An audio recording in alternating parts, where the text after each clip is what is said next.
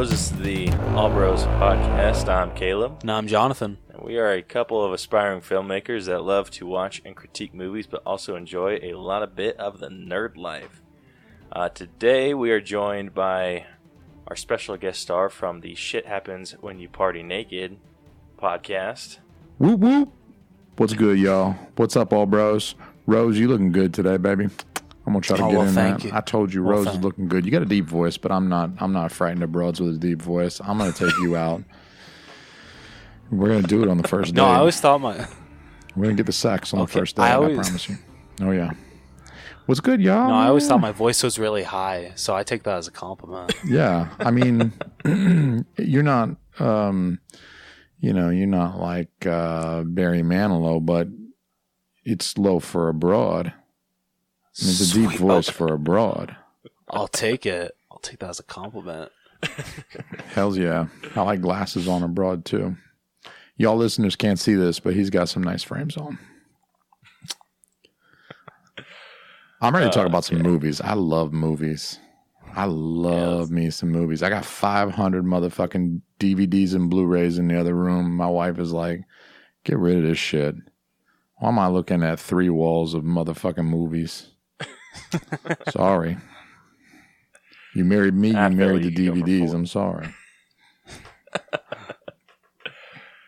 Okay, well, today we got some pop figures we're going to talk about. We're going to get into those Blu-rays. Through the wall news, we're going to talk about some casting that honestly didn't need to happen. The Flash is getting a new release date. Then we're going to get into the trailers of the week. We got 3 and then 1 clip. And then Rose is going to update us on the week's box office. And then for our main event, we are going to be breaking down the movie industry and how people get frickin' paid. Hells yeah. It's the All Bros No Hose show. Boom. All Bros No Hose. I'm here. What's good? All right, well, let's say we get into it. Let's do it.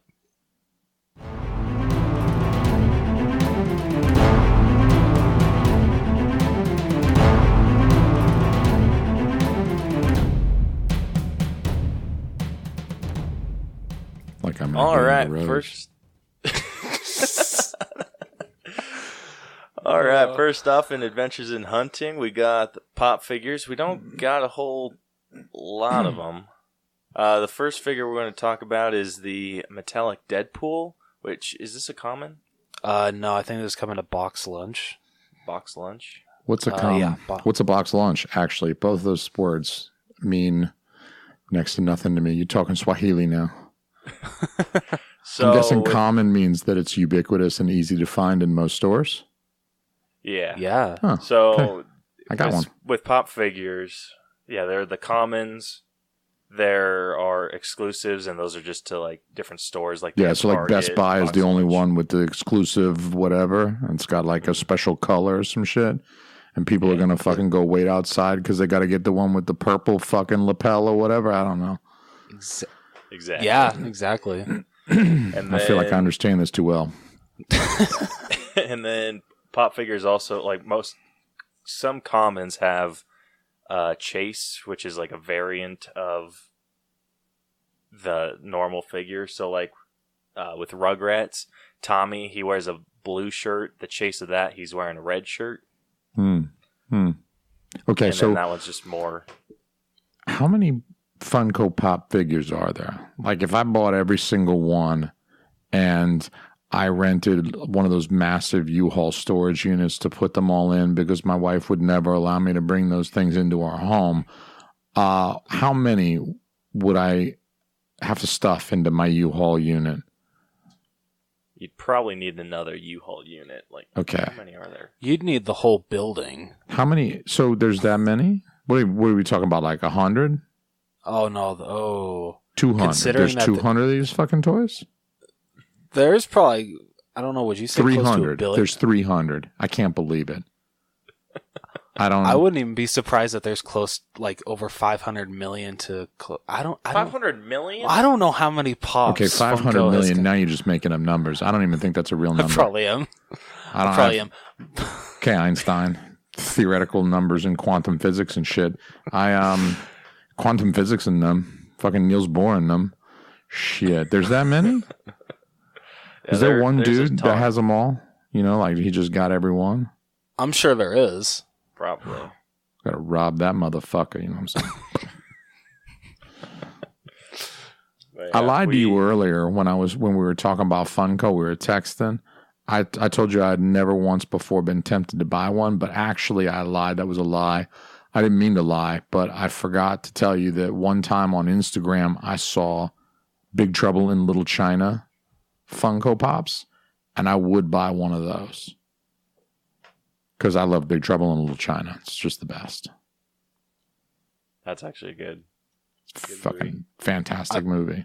I've never seen it. What? So I'm telling you, like, never seen it is acceptable because, honestly, I wish I could wipe my mind and go back and watch it for the first time as well. I kind of envy you. But if you watch it and you tell me you hate it, I'm flying out to wherever you live. I'm going to have to murder you. I'm sorry. You're dead to me, and you're also dead to everybody else because you're literally dead when I fly out to Park City and shoot you in the face. Damn it, he does know what state. Yeah, remember I had to tell him. You bitch. Find the one person in that whole fucking state that hasn't seen Big Trouble in Little China.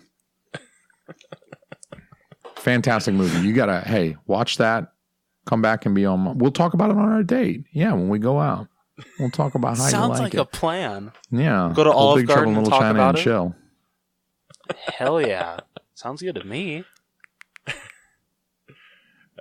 So that's just the little spiel on Funko Pops. So yeah, the first one is like the metallic Deadpool, which is the box lunch exclusive. I don't think you can really and see box that. lunch is just like a store, specialty store. Yeah. Okay. It's kind of like a family Hot Topic. That's basically the easiest way What to was my explain next it. question? Was kind of like, what's a hot lunch? Oh, box lunch. You said box lunch, right? I said hot lunch, which I think is some kind of sexual thing where you like shit on a girl's chest or something. I don't know. It's like the Germans invented it. I was not Googling that on my work computer earlier, I swear. Okay, so it's box lunch, not hot lunch. Fuck. I'm going to fuck that up again. Yeah. Yeah, so we got the metallic Deadpool, and that's the 80th anniversary Deadpool. So it's like the first appearance. Yes. So Deadpool. when you say 80th anniversary, Superman's been around for like 80 years. But I don't think Deadpool's been around for 80 years. Whose 80th anniversary is it? Marvel's. Marvel's? Okay, Yeah. but it's not like Deadpool was around in like 1937 or whatever the math is on that. No, not at all. This is Marvel just having their 80th year anniversary stuff. So they're releasing just a shit ton of new figures. Fuck yeah. And Metallic Deadpool is one of them. And Metallic Deadpool is one of them. How can you tell who it is if he's like all metallic? I'm assuming it's like Mario when he gets the N64 Mario 64 when he gets the hat and he's like all metal. And so how can you tell it's Deadpool? Because it's like the colors he's just metal now, right? Yeah. So with the metallic figures, it's more like they still have like the color to them. Oh, it's more okay. like a kind of a glossy finish instead of like a matte finish. Yeah. I They're see. just shiny now. Yeah. That's how They're I just explain shiny. it. But he's still got like his Deadpool colors and shit. He's like red and black and stuff like that. Okay. Yeah. I got it. That makes more sense. Yeah, I'm trying to think if I have a metallic. I think I saw the metallic Hulk or some shit like that in Walmart one day when I was walking around in them. I was like, hey, it's a shiny Hulk. Yep. The next one we got is the 80th anniversary Michael Keaton Batman, which has kind of a... I forget what this is called because Stan Lee had it. Yeah, it's like a bronzy, statuesque color. Is that Batman right there? Yeah. Yeah. Do you wanna... Word. You're closer. Yeah, there you go. Yeah, that looks like Batman. Yep. So that's 80th anniversary Batman. So this is celebrating 80 years of Batman, right? Yes. Yeah. Yeah, Batman's been around for like 80 years, right? Like 1935 or some shit. Yeah, He's something been like around that. for a while. Yeah. The next figure we got is a jackalope. Shit. Did you lose it? No, I found it. If I Google jackalope, am I going to get fired? If I Google jackalope on my work computer? You just might. Okay.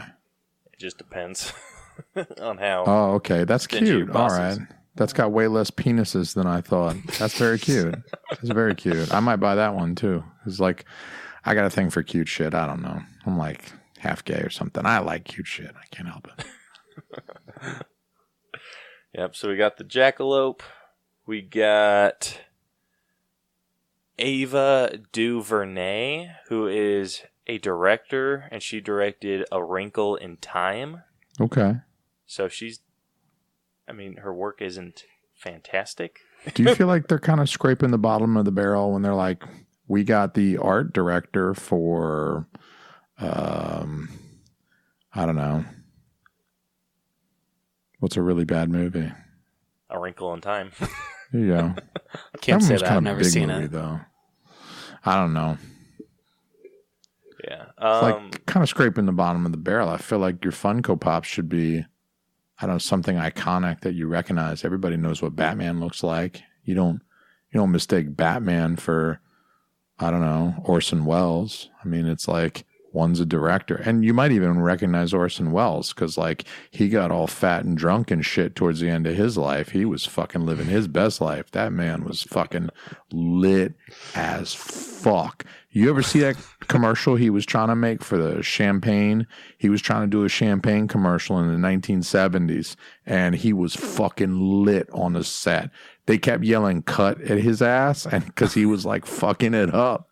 They're like, Orson, no, say this. Because he drank all the champagne. Anyway, I feel like Funko is kind of scraping the bottom of the barrel when they're like, hey, this lady directed A Wrinkle in Time, which was awesome. How is her name not Oprah? I thought Oprah directed A Wrinkle in Time. But anyway, I would buy an Oprah Funko Pop. They should do that, Funko. I don't think they have. Well, they did her character in A Wrinkle in Time, but they haven't actually done an Oprah Winfrey Pop. Yeah, I feel Oprah would be a lot better to do than Ava DuVernay or whatever. Yeah.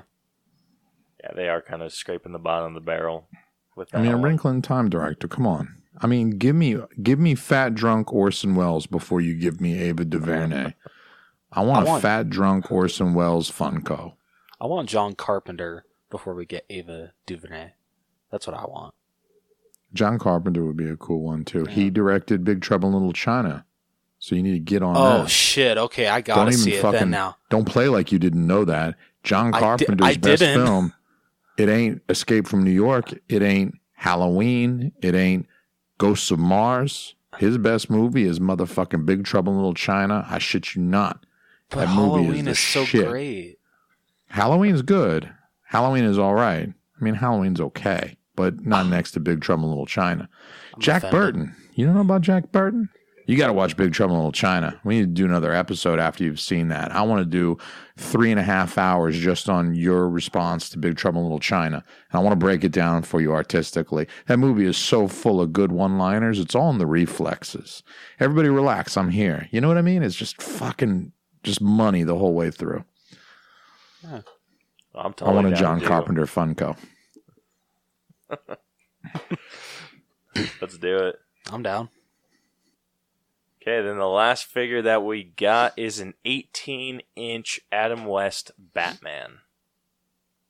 I'm trying to find that. There it is. Yeah. Freaking just crazy. That's a big one. Mm-hmm. Yeah, 18 inches. That's not fitting in my rear. I'll stick with the normal 5-inch Funkos. Yeah, they're insanely big. They're also how much is that $100. 18-inch Adam West Batman one? How much you got to pay for that? It's going to go for over $100. Is that retail? Is that like if you get lucky, or is that like the eBay price? No, that's retail. Okay, so somebody buys that shit at like $100 retail, which is insane.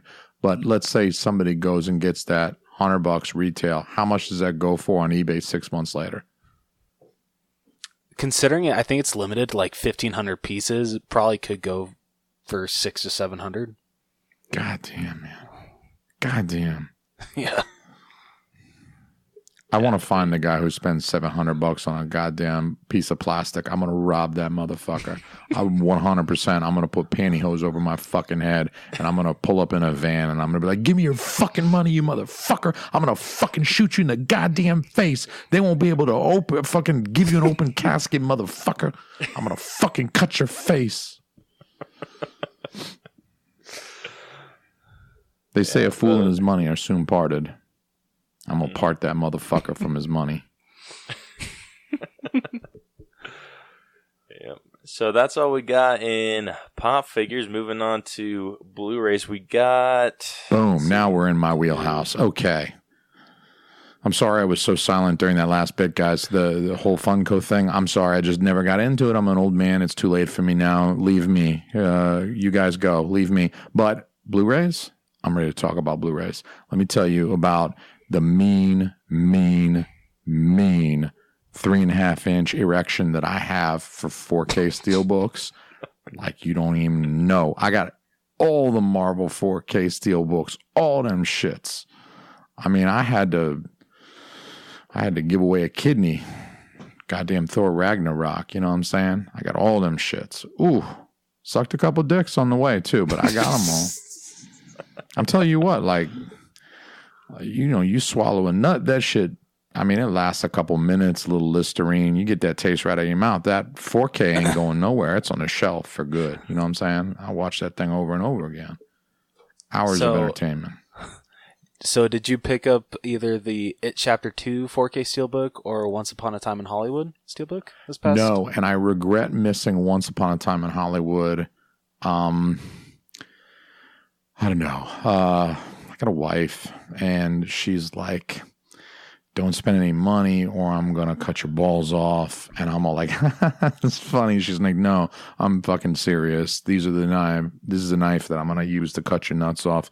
So I can't go willy-nilly on the Steelbooks. I regret Once Upon a Time in America, or in Hollywood, but I figured that they're going to re-release the two, Chapter 1 and Chapter 2 as like a set. And they might even do like a recut, the original It miniseries as well as the novel. The Chapter 1, Chapter 2 stuff was like interspersed originally. So it was like flashbacks, but then they'd go back to the present. And for the recent films, they separated it. They did like all the kid shit from the 80s in Chapter 1, and then Chapter 2, they did like them as adults now. But in the original novel, it was all like intercut. So I figured they might even release like a special edition, like a 3-disc with like the original 2, and then maybe like a mashup version that's like re-edited to mimic the book, the way they lay out the narrative in the book. So I'm actually looking forward to kind of like a more complete set, maybe in a year or something. It's going to be like the holiday season. They're going to want to like mine that IP for a little bit more of my money. So in that situation, I think they're going to put out something really nice. So I'm like holding off for that. If they do that, shit. That'd be pretty cool. Let me tell you something. When I went to see on those. I went to see It Chapter. Oh yeah.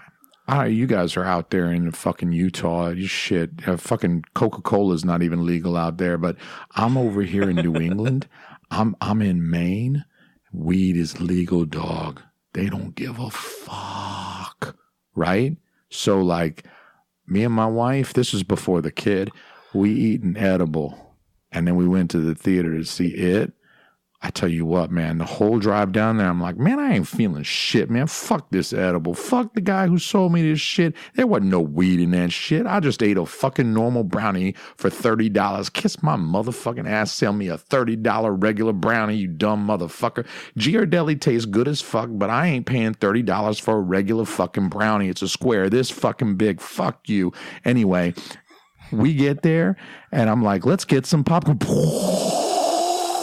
Holy shit, it just hit me. I'm high as fuck. What are we gonna do? So we go get in line for the popcorn, and my wife is like, Jason, no one's moving. And I'm like, yeah, that's how lines work. You stand there, no one moves until it's time to go, right?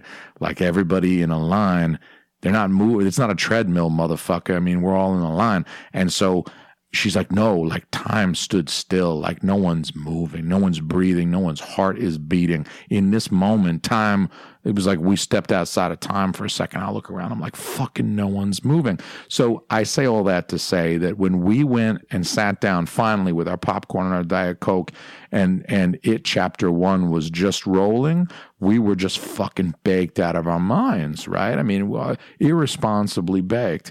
And then, of course, in the first like 10 minutes of the movie, the fucking Pennywise starts like sprouting these fucking razor blade teeth that are like 3 feet long, and he bites that little motherfucker's arm off. And I was like, oh shit, he bit that little motherfucker's arm off. He killed that kid. I was like, I'm too big for this shit, dog.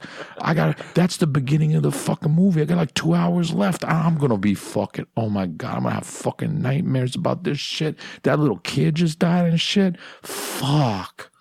And that was my experience with it. I mean, can't say that's a bad experience. Yeah. No, it was kind of fun. I kind of like telling that story. Oh, cool. So yeah, the Blu-rays that we got this week, we got Ad Astra, which is that Brad Pitt going to space movie. Yep. How was that? Was that cool? I never saw it. I didn't either. Is it like Apollo 13 kind of going to space movie, or is it like Interstellar, like going to space movie? From the trailers, it looked like it was more like Interstellar. Yeah, that is what. Because I want more Apollo Interstellar. 13. I want some crazy sci-fi shit. I want to eat an edible and watch some crazy sci-fi shit. Like the time I ate an edible and went to go see Blade Runner 2049. Oh yeah, that was good. No little kids got their arms bit off, so it was good. It was better.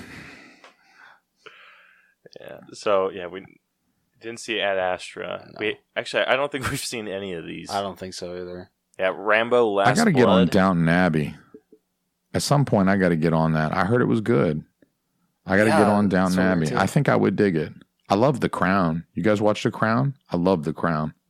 No, I haven't. These British people are fucking fancy. Would you say your gay dad is into The Crown? I'm sorry, I missed that part.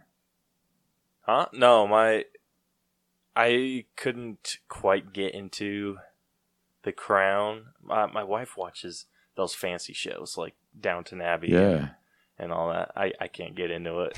Yeah, you should watch that shit with her. I love The Crown. Holy shit, that was a good show. I've tried watching that stuff with her. She does not like watching that stuff with me. Yeah. Oh, that's too bad. Because I ask questions, and I'm just like, well, who's this bitch? Or what? You're like, well, where's Iron Man? Then, when does Tony Stark show up? Come on, what the fuck? Yeah, basically. And she's just like, you know what? If you're not going to sit down with me and watch this from beginning to end, you can just shut up when it's in the middle of the show. And I'm like, got it. She lets you have it. Yeah, pretty much. So you guys haven't seen Last Blood either? No. I've never seen a single Rambo movie. I never saw that, but I kind of want to. I'll get around to it, I'm sure. I've only watched one Rambo movie. And Where were you guys for the 1980s? I feel like... Were you guys... Where on earth were you? 1980 through 1989. Not conceived yet. Wow. I wasn't even a thought. I wasn't Swimming either. around your daddy's nutsack. I got you. I got you. Yep. Youngins. Y'all need to go back, revisit because Big Trouble in Little China, as aforementioned, did come out in the 1980s. It was released in 85, 86 maybe, right there in the middle. And then I think maybe all three of the first three Rambos, at least two of them were released in the 80s. Pretty awesome. It's a good time for movies. I mean, I was only like 5, so it's not like I'm some old fucking man. I kind of am. Yeah, we didn't come around until, or he didn't come around until 95, which is barely 95. It's still 95. Okay. And then, I got my first blowjob in 95. It was nice. It's that special. It's really nice. Yeah, it was a good year. Then I came around in 96. Well, there you go. Okay. So I was really, really sheltered as a child. So my mom, he was. all these movies that my dad should have let me watch, I didn't get to. I had to Got to basically rewatch them as an adult. Yeah. A lot of Veggie Tales. I understand you guys are out in Utah. A lot of Veggie Tales. I get it. Trust me. I was raised Catholic. I've actually never seen Veggie Tales in my life. Really? Not one episode. I never have either. Okay. I did. Considering I had to sneak Chucky movies to you without your mom knowing. Yeah, no shit. We had to wait until my mom left on a trip. Yeah. And then my dad was just like, "What are you watching?" And we told him, and he's just like, "Don't tell your mom." I used to love that shit. My parents would go and they would leave me with my older cousins. And I'd be like, fuck yeah, we're watching something that's going to give my 8-year-old ass nightmares tonight. Ooh, I used to love that shit. My cousin told me that Night of the Living Dead, we watched the original George Romero version from 68 or whatever, and it was all black and white and shit. And I'm 7. So my older cousin is like, hey, yo, you know this shit is black and white because it's a documentary and shit. This shit really happened. And I was like, and just, when you're young and gullible. And I was just fucking terrified. I was like, I'm going to look outside and there's going to be fucking zombies and shit. Because I thought that shit was real, man. I thought motherfuckers were going to crawl out of the grave. And, little did I know. I was just a young, gullible young man. Yeah, the first time I watched Chucky, you brought them all over, but we were in my garage because my dad wouldn't let us watch it in the house. Yeah. So we took a TV out into the garage and just hung out there, had an all-nighter, just watched them all overnight. And it was getting hot in the garage. Yeah, I love those all-night movie nights when you're young. You can't do that shit when you're older, but when you're 10, you just fucking pull an all-nighter. I love that shit. Yeah. So our garage was starting to get, warm, so we opened it up just a tad on the bottom. Yeah. And so finished the movie night, and it was 6 or 7 in the morning. We were just cleaning everything up, and my dad let our dog out. And we had McDonald's food and everything. She smelled that and tried getting in the garage through the little door opening. And we were unaware of this. So she comes and hits her whole body against the garage door, scares the living bejesus out of all of us. And you thought that was Chucky. Chucky's here. Fuck. That's nuts. Yeah, we love that shit. Lost our minds. Did. So the other movie we got is Abominable. Abominable. Yeah. Yeah. It's a new Is that a snowman movie or a Sasquatch movie or the Yeti? Yes. Something or other? Where he's magic and all that stuff. Magic and shit. I don't think I ever watched a trailer for this movie, so. I did. I can't do the magic shit. Is it the one that has Zach Galifianakis does one of the voices and Hugh Jackman does another one of them voices? And no, that's Missing Link. See, they make these two. They got fucking Littlefoot and they got Abominable and they got Missing Link. And it's they all come out in a 2-year span. I fucking can't tell the difference between these fucking movies. Like, one of them's got Channing Tatum, the other one's got Zach Galifianakis, and it's like, I don't fucking know. I can't keep them separate. I don't know why movie studios do this. It's like, for 35 years of my life, they don't make one fucking Sasquatch movie, and then in the 36th year of my life, they make 8 Sasquatch fucking movies, and I got to keep these fucking things straight now. I'm like, come on, space these fucking things out, and then maybe I could keep them straight. You make 4 in one fucking movie because, like, oh, I heard MGM is making a Sasquatch movie. We're over here at 20th Century Fox. We better make a fucking Yeti movie. And then fucking Disney is like, hey, I heard they're making a fucking Yeti movie, so we're going to put Bigfoot in fucking Frozen 4.5. Fuck it. I don't like it at all. I don't approve. I wish they would stop. Fuck it. Fuck any movie that's got Sasquatch in it. I like Sasquatch, but fuck a child's movie with Sasquatch in it. Because you know what? Sasquatch isn't going to give you some big loving hug. He's going to rip both your fucking arms off. He's going to sodomize you with one of them. Maybe both of them. I don't know. But you're going to be like, he's going to put your own arm in your ass because that's what fucking Sasquatch does. He's 8 feet tall. He's here to fuck shit up. Did you ever watch the Man Who Killed Hitler and then Bigfoot? Oh man, I heard that was good. It's got Sam Elliott in it. Sam Elliott's got a powerful mustache. That man has a fucking mustache. I heard that if you can touch his mustache, that you'll be granted one wish. If you're able to just run your hand over his, it's like rubbing the genie's lamp. You know, your one wish is granted if you touch his mustache. It's got magical powers because it's a glorious mustache. It's beautiful. Oh, my wish would be to be able to grow a mustache like that. Yeah. But then you'd have the magic mustache and you'd have to deal with people touching your mustache, which means you would have to smell basically everybody's finger. And sometimes that's going to be pleasant, but a lot of times that's going to be very unpleasant, smelling everybody's finger that comes and touches your mustache. I've smelled a few fingers before. I'm telling you what, man. I mean, if you're like, you fingering some questionable broad and then like an hour later, oh, what the fuck? Oh my God, what is on my fucking hand? Oh, Jesus.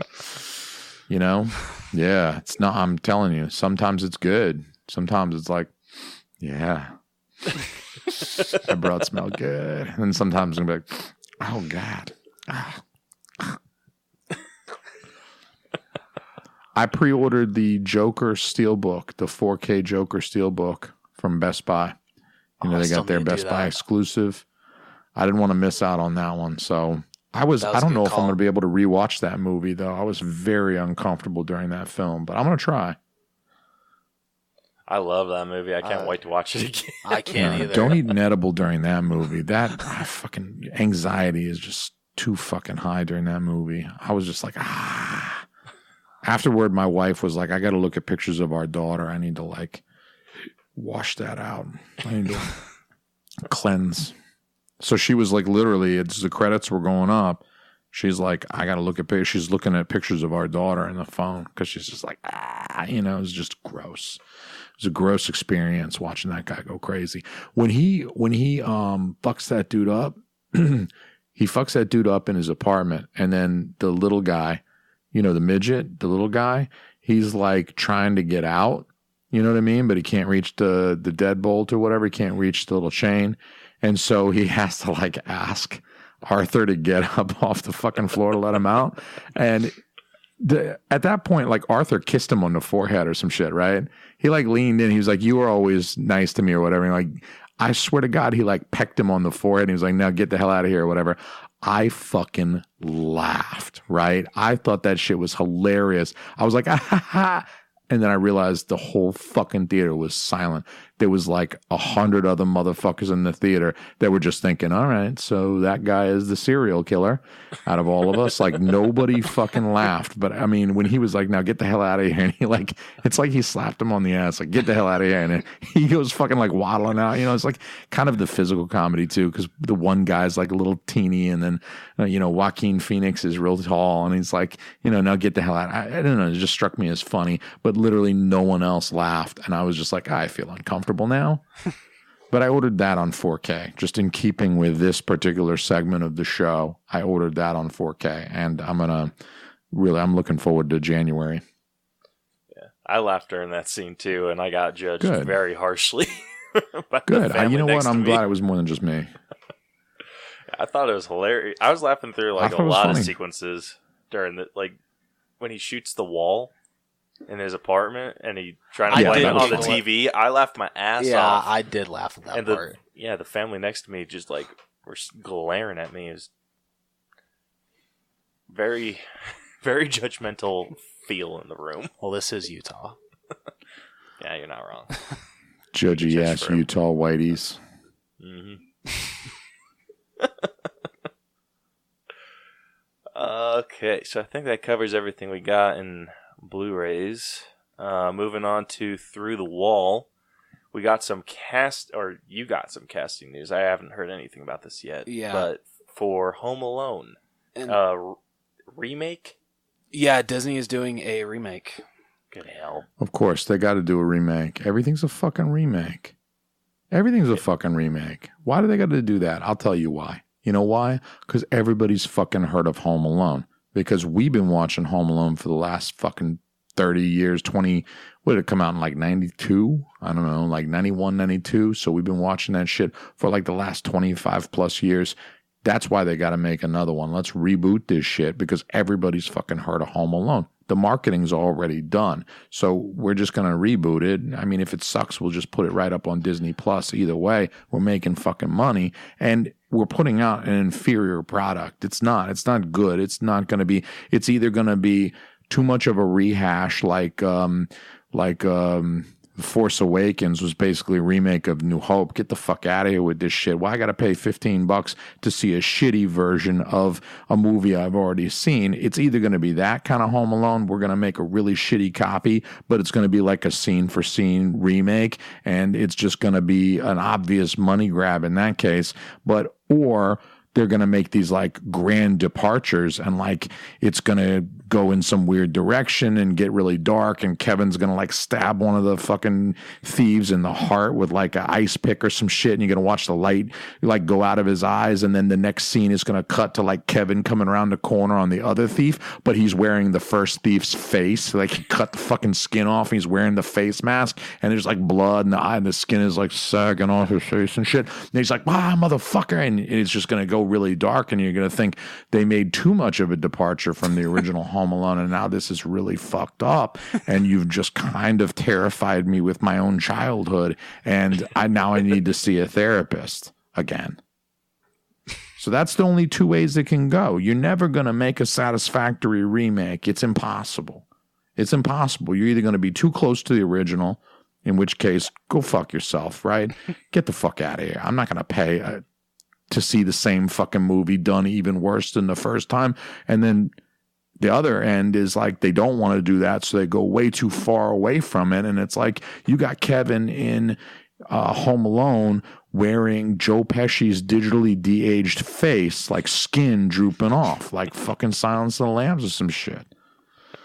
So I don't approve of remakes. I don't believe in them. I don't approve of them. I think that we should build a wall to keep them out. I like this idea. Yeah. So who? So far they've cast Archie Yates, which I'm assuming he's playing Kevin McAllister, Ellie Kemper, and Rob Delaney.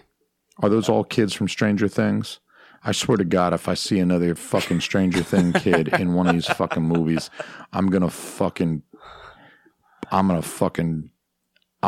up a panini press and I'm gonna fuck it. I'm gonna put my penis in a hot panini press.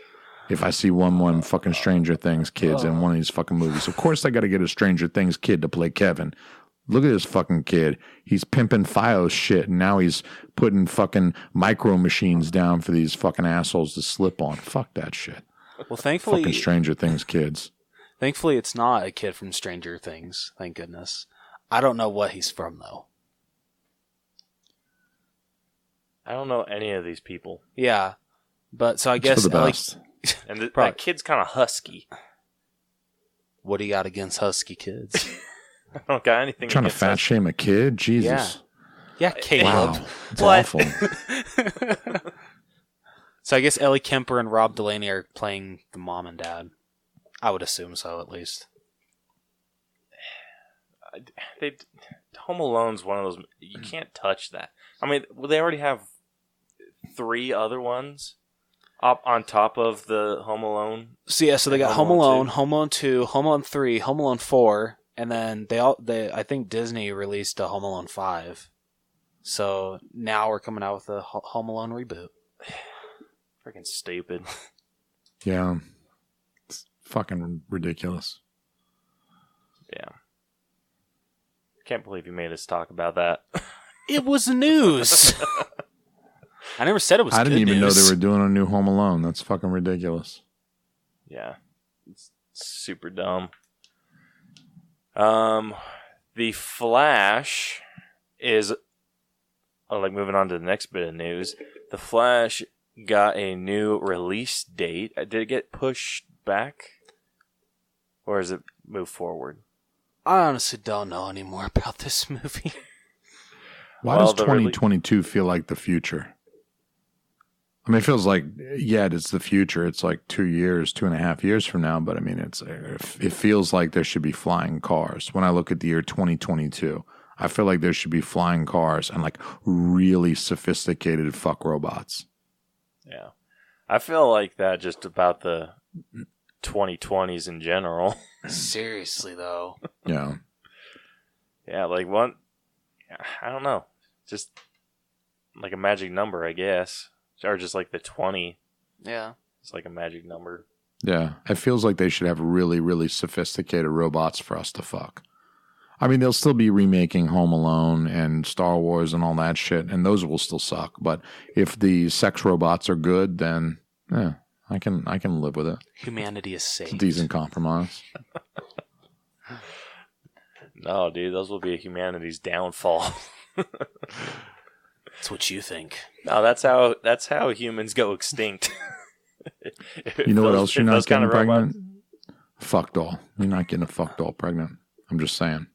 Damn it. Again, the end of humanity as we know it is in sex dolls. Like I'm going to cancel my eBay order right now for one of those. Yeah, I bet that sex doll will have like a reservoir that will like collect and preserve all your goo. You know what I mean? Like it'll be like climate controlled. It'll be like temperature. You know what I mean? Like it'll be like freezing your shit. So there's like a little compartment. You like do a little latch like right above her ass crack where the tramp stamp would be, and you like reach down and you'll like pull out this fucking cup that like that's the receptacle that like stored all your jizz while you were fucking the sex robot. And then it'll be like the end of a turkey baster. You'll just like screw the long bit on and you just push that thing in your wife and just just squeeze all that right up there. Boom. Clinical. You're in, you're out, like a fucking doctor, like a fucking ninja, like a fucking assassin. You just fucking get that shit in there, squeeze that goo, and then guess what? Hey, we're pregnant.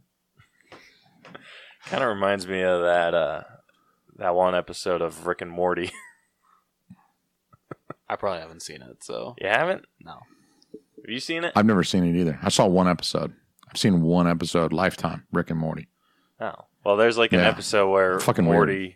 Gets a sex robot, and it ends up being a receptacle. Like they send down these sex robots to this planet where it's just like all the males of this species.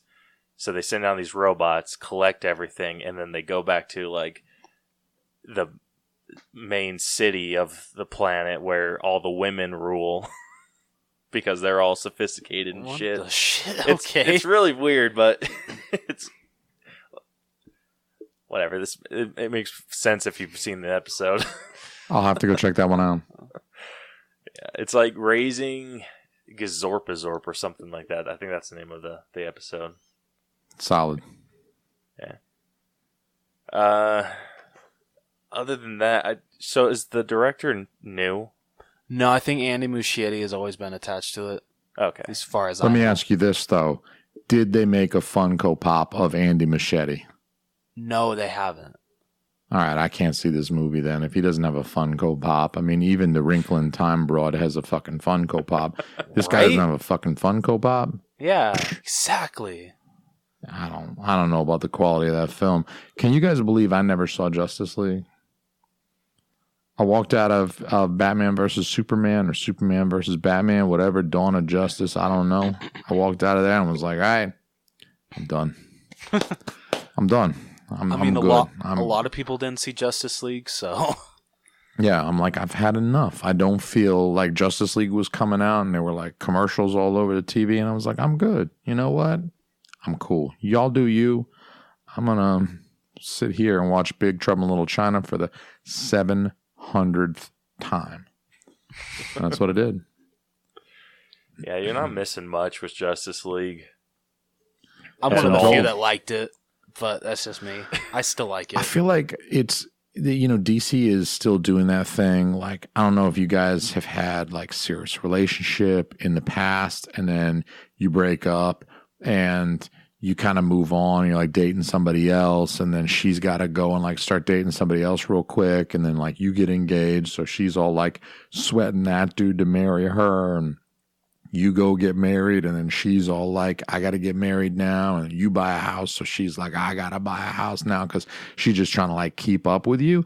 That's DC to Marvel, because Marvel is living its best life. Marvel is out there just fucking killing it, just like slaying all the pussy. Marvel's just fucking got its dick in everybody. Marvel's just slanging that dick, and everyone's loving it. Everyone's like, fucking Marvel, shoot it all over me. Fuck yeah, my titties are out. And DC is all like, hey, I want to get some of that. Like, hey, I got some beads too. It's Mardi Gras. Like, let me see them titties. And people are like, nah, it's DC. Nah, but like they were just so desperate to make it happen that they were acting from this. They were all of their moves were just being made from this point of being just desperate. Like, we got to make this, the Avengers was huge. So we got to make Justice League, and it's got to be fucking big, but they pushed it out too quick. You know what I mean? And Marvel took their time. They had 2 Iron Mans. They had an Incredible Hulk, a Thor, and a Captain America over the course of like 4 years before they got to Avengers 1. I feel like they got all their pieces in place. They set everything up, and then boom, fucking Avengers was awesome. And DC is just like, we got to get in on this sloppy seconds while the fucking bitch is still passed out. We got to get in on that, man. These roofies going to wear off soon. We got to get in and out on that. And what you come up with anytime, haste makes waste, right? I think William Shakespeare said that. Haste makes waste. So, don't fuck around, shoot your shot, but like, take your time, line it up. It's like in The Unforgiven. Have you guys seen The Unforgiven, the Clint Eastwood movie from the early 90s? Mm-hmm. All right, you need to get on The Unforgiven. Great movie. But the whole theme is like the Western thing, and Clint Eastwood's like, everyone's like, the adrenaline starts flowing, and they're trying to like shoot their shot real quick. He's like, don't do that. That's how you get killed, right? Because you can't aim good, because you're just like, you're just trying to get your shit off. And Clint Eastwood's like all slow, and he's just like, ba-bah, just hits every dude, and they're shooting at him, but they're missing because they're all like shitting their pants. You know what I'm saying? Of course, you're not going to aim good. You're shitting your pants, but he's all like stone cold, like fucking killer, just like, ba-boom. And that's Marvel. Marvel's like stone cold fucking killer, and DC's all like, we hold on, we got superheroes too. We can make a superhero team. We had superhero team first. Hey, Justice League, we came first. We were before the Avengers. Yeah, let's make a movie real quick. And it's just total haste makes waste. And that's how I feel about DC. Except Joker. Joker was well done. They need to do more things like that. They need to learn something from Joker and how much money that made and how successful that was. Don't try to emulate Marvel. Marvel's doing Marvel. DC, do DC. Don't try to do Marvel. That's Marvel's game. You're not going to beat them at their own game. I'm not trying to be Rose. I'm not here trying to be Rose. I can't be Rose. Rose is a better Rose than I will ever be. I'm Jason. I got to do me. You know what I'm saying? That's what that whole statement means. It's just a statement of purpose. Like Rose is doing Rose, looking sexy in them frames, just not even breaking eye contact with me. I can't do that. You know what I mean? Like he's got those powers. I don't. So DC needs to do DC. They need to make creative films. They need to give people like the director. Like they gave Todd Phillips, I think, a lot of free reign, and Joaquin Phoenix a lot of free reign to create this film. They need to do that. Hire creative talent that you trust and you believe in, and then give them the free reins to be creative. Don't micromanage their shit. Don't try to make this interconnecting universe, because that's what fucking Kevin Feige's over there doing with Marvel. So just let The motherfuckers that you hire do they shit and make good fucking movies. Make them artsy, make them 3 hours long, make them fucking weird and over the top and crazy, but it's different than what Marvel's doing, so you'll succeed. You know what I'm saying? That's what they need to do. They need to listen to me, and they need to fucking pay me for that. That was not a free consultation, bitch. Fucking write me a check, DC. You ain't getting that idea for free. Hell yeah. I couldn't have said that better myself. Yeah, I couldn't either. So that wraps up everything that we got in Through the Wall. Let's move on to this week's sneak peeks, where we got 3 new trailers and 1 clip. The first trailer we're going to talk about is for Free Guy, starring Ryan Reynolds. So did you watch this? Netflix this? one, right? No. So he has one movie coming out on Netflix. I think that's called Six Underground. Yeah, I think so. Oh, yeah, it is. Okay. Free Guy is his wife in that movie? In Six Underground or Free Guy? Six Underground. I thought I saw her in the trailer. What's her name? Blake Lively? Yeah, that's her name. Ooh. He did good marrying her. Mm-hmm. That was a good move, Ryan. Amen. Way to go, my guy. Amen. I'd smell his fingers. He can rub my mustache any day if he's got that Blake Lively stank on these two right here. You know what I'm saying? Yeah, dog. Ooh, I don't care if she has had 3 of his babies. She still look tight. You know what I'm saying? They got a good doctor to like sew that shit back up. Little growth hormone in there, like to tighten that shit back up. You know what I'm saying? She look good. Yeah, so Free Guy is a movie like he's been doing a lot of video game movies lately. Yeah, at least with Detective Pikachu. Now this one. So this one, Was that movie are you good? big into game or Detective Pikachu? Was Detective Pikachu good? I don't want to sound gay or nothing, but I kind of wanted to see that. And I told my wife, I was like, hey, I kind of want to see that Detective Pikachu movie. And she's like, what the fuck?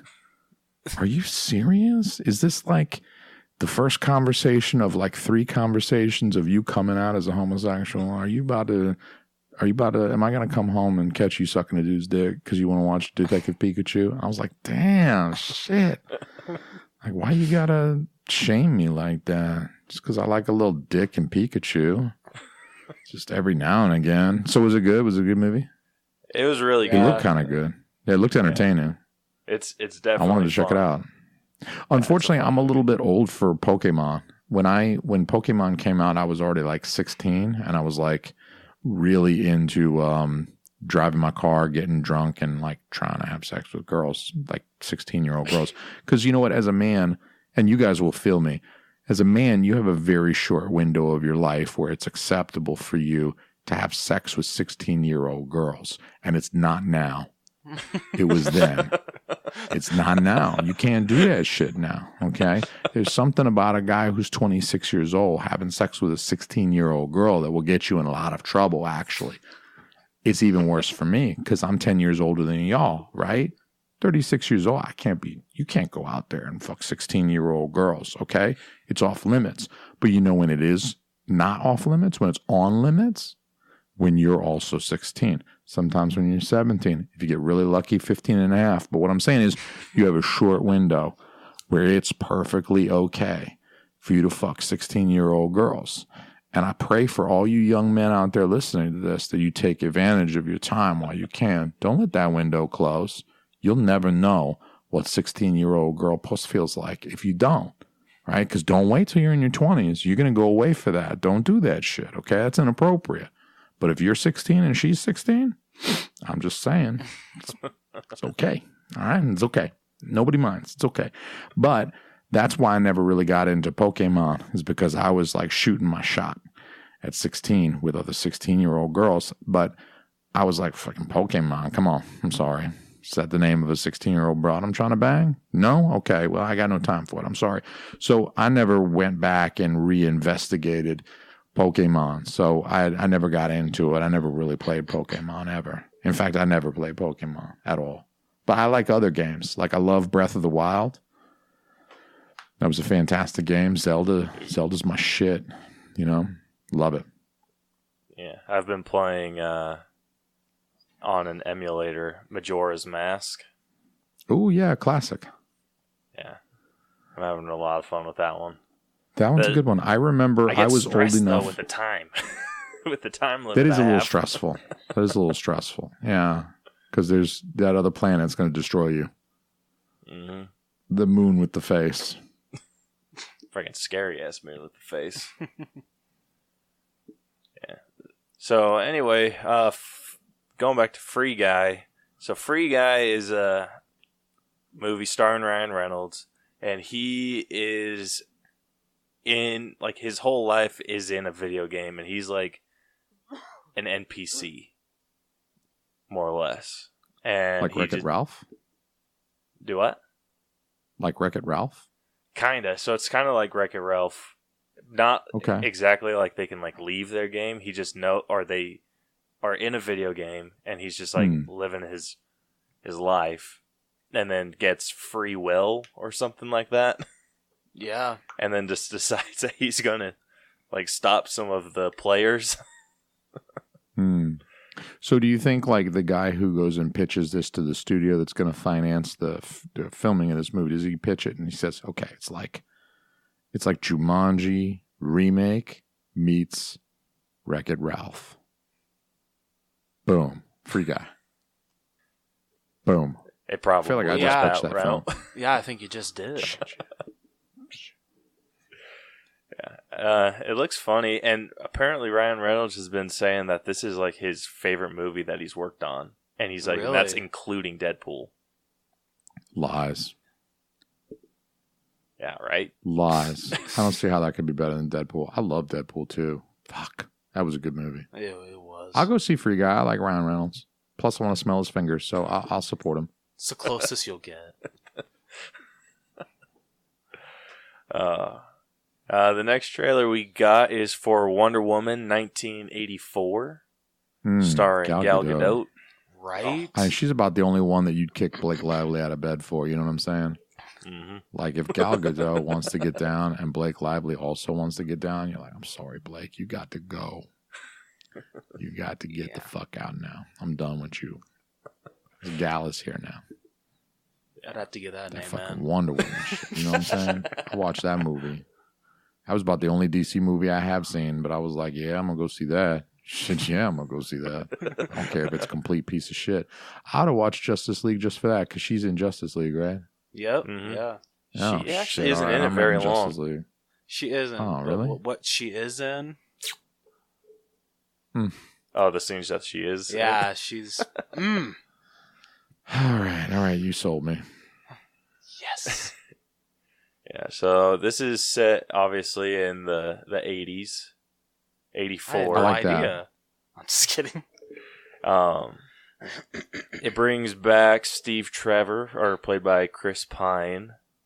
I wonder how they're going to do that, because he kind of blew up in the last one.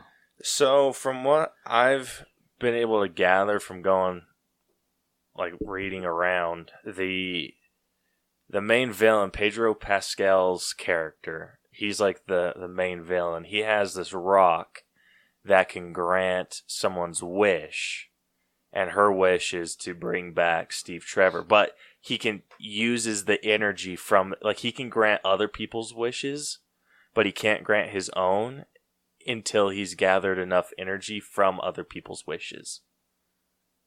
And then he uses that to, like, mess shit up. This is sounding That sounds like the plot of one of the Aladdin sequels, like The Return of Jafar. Thank you. I was just about to say that. Granting fucking wishes and shit. Get the fuck out of here. Sounds like a Disney villain's Everybody plan. knows you've got to rub Sam Elliott's mustache if you want to fucking wish. All right, it's not a fucking rod or a stick that does it. It's not fucking Moses parting the Red Sea. You got to get your fingers like this and rub them right across Sam Elliott's mustache, and that's the only way you get your wishes. Yeah, so that's just what I've been able to gather. He has this rock, and he grants people's wishes, and apparently that's what's going to happen to Kristen Wiig's character, because she seems like kind of like a mild-mannered friend of Wonder Woman's. Yeah, she does. And she gets cheetah powers. Hell yeah. I like Kristen Wiig. Like, she's not hot in like the traditional sense, like the Blake Lively or Gal Gadot sense. And I'm pretty sure she's like 45, but I'm sorry. She's like kind of goofy. Sort of does it for me. You know what I'm saying? If you got no other options, go with the Kristen Wiig. Hell yeah. So, this movie looks pretty good. It does. Not a big fan of the golden suit that she's wearing. I hate it. Okay. Yeah, Okay. she like changes her outfit into like this golden thing, and it has like this weird headdress, and it looked okay in pictures, and it just doesn't work in live action when it's moving around. Yeah. Just stick with the regular costume, please. Mm-hmm. Or just run around naked. I'm cool with that too. Like she's got an invisible there we jet, go. right? Yeah. Why don't you wear an invisible costume? Emperor's New Clothes, that shit. You know what I'm saying? Guess what? That shit won't pinch you. It won't obstruct your movement when you're doing a martial arts kick if you're just naked. Kick the guy in the head butt naked. That would distract the hell out of me in a fight. Yeah. That's what I'm saying. I'd be like, oh, I saw her pussy. Oh. Unconscious. I'd be like, oh, look at her vagina. The next trailer we got is for Ghostbusters Afterlife. Here's one I've actually seen. Yes. I saw this trailer.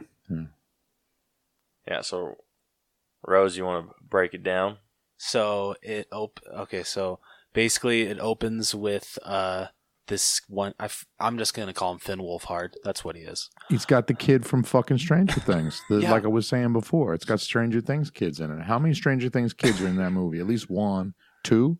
Is there 3 kids from Stranger Things? I think Finn's the only one. I'm pretty sure. You sure? Yeah. Well, Yeah. Okay. But anyway, his mom and his sister move into this like not old abandoned, but this old house that was left by his grandfather. And basically they discover Ecto-1, they discover all of the Ghostbusters old stuff, and they find out that they're related to Egon Spengler, that was their grandfather. I thought they knew that was... whatever. Okay, well, we didn't know. Know? Well, I'm sure they we knew. Didn't know. Yeah, sorry, we didn't know. I was going to say, how do you not know you're related to Egon? I mean, maybe. Yeah, you would have to know.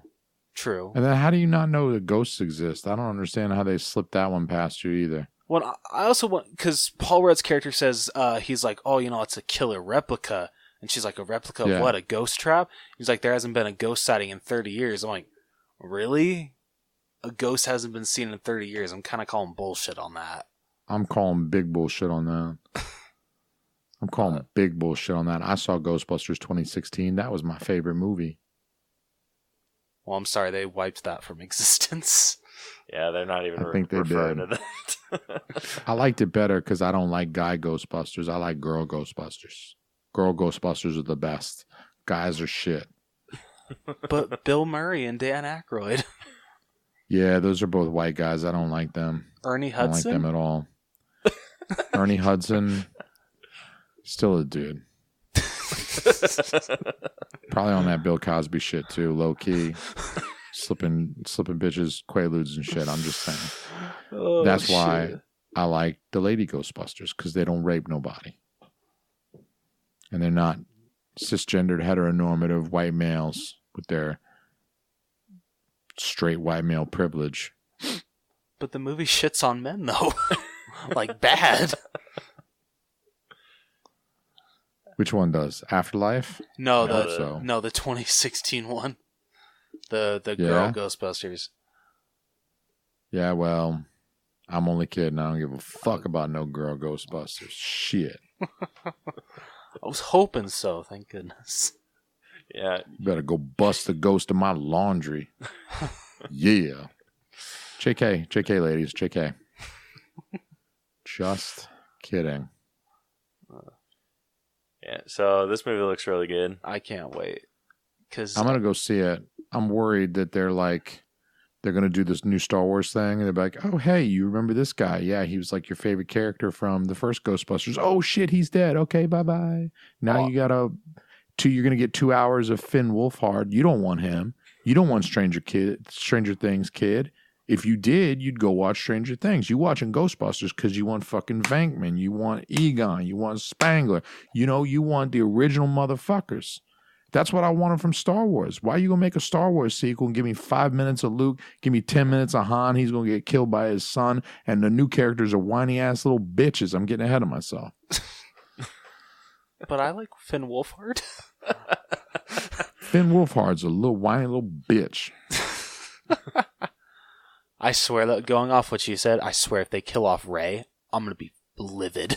They're going to kill them all. They better They're not. going to do it. Yeah, they're going to do it. You know, Bill Murray wants out. I don't even know why he's showing back up. He wants out so bad. I still can't believe that he actually did like Ghostbusters, the video game. Mm-hmm. Yeah. Which to many is considered Ghostbusters 3, and I consider it Ghostbusters 3. So. Okay, and then the last thing we're going to talk about is a clip from Rise of Skywalker, and this is when Kylo Ren talks to Palpatine. Yep. Here we go. And this is like, so is he just talking in different voices throughout Yeah. this? Like I heard Darth Vader. That's the only one I heard besides his regular voice. I swear there was a Well, no, couple there were others, but I didn't recognize them. Okay. So super weird. I dug it, actually. Did you? Yeah, I thought it was pretty cool. But I'm like one of the few that is actually pretty excited for The Rise of Skywalker. Yeah. So. You dumb bastard. I should have expected that comment. You silly little retard. I feel, you know what? Ignorance is bliss. Your life must be like heaven. You know what I mean? Just. Hey, I'll you know, fully admit, I wanna, hated The Last Jedi. The thing's a piece of shit. I just want to kiss you on the forehead and let you out of my apartment. You know what I mean? Just slap you on the rear end and say, get the hell out of here now. You know what I mean? Just I'm going to let you live because you're just cute and you're just sweet and you're just too innocent to murder. The problem with Rise of Skywalker begins with the name. Any movie with the word rise in the title is automatically a piece of shit. Okay, but what about the Rise of the Planet of the Apes? Okay.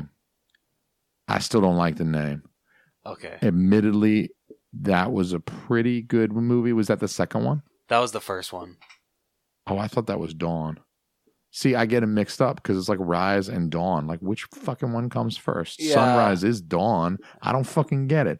Is it Dawn of the Planet of the Apes or is it Rise of the Planet of the Apes? I don't fucking get it. Why you got to make your fucking movies so close in the title? Just call it Planet of the Apes Part 1, Planet of the Apes Part 2, or call it Planet of the Apes with the fucking guy, whatever the fuck his name, and the second one with the other fucking guy, whatever the fuck his name. You know what I mean? Like, why they gotta fucking confuse me with this shit? It's like the Abominable thing all over again. Don't fucking confuse me with your fucking movies and expect... You don't disrespect me like that and then fucking expect me to pay my hard-earned money to get a ticket to your fucking movie. Get the fuck out of here. The Planet of the Apes movies are pretty good, though. Those were pretty good. But I still think the name of the movie is fucking stupid. Rise? Get the fuck out of here. Rise of Cobra, Rise of the Empire, fucking Rise of Skywalker, fucking Dark Knight Rises. I also like the Dark Knight movies, but fuck off. That was a dumbass name. Don't call a fucking movie Rise of anything. The word Rise does not belong in a movie title at all. Get it the fuck out of here. Get it the fuck out of here.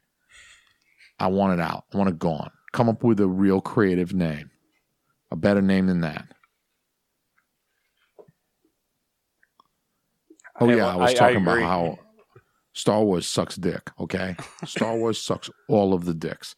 How do you guys feel about the prequels? Being younger men than I, how do you feel about the Star Wars prequels? I didn't hate them as much as a lot of older people do. I love Episode 3, Revenge of the Sith. That Revenge of the Sith was awesome. But Episode 1 and 2 are a bit iffy for me. Yeah. The only thing I really liked about Phantom Menace was the fight with Darth Maul. Yeah. That's all I watch. That's all I watch Phantom Menace for is that fight. Same. Yeah, they wasted Darth Maul. The reason why younger people like you guys like the Star Wars prequels trilogy is the same reason why older folks like me like the original Star Wars trilogy, and that is because we were young and dumb when we saw it.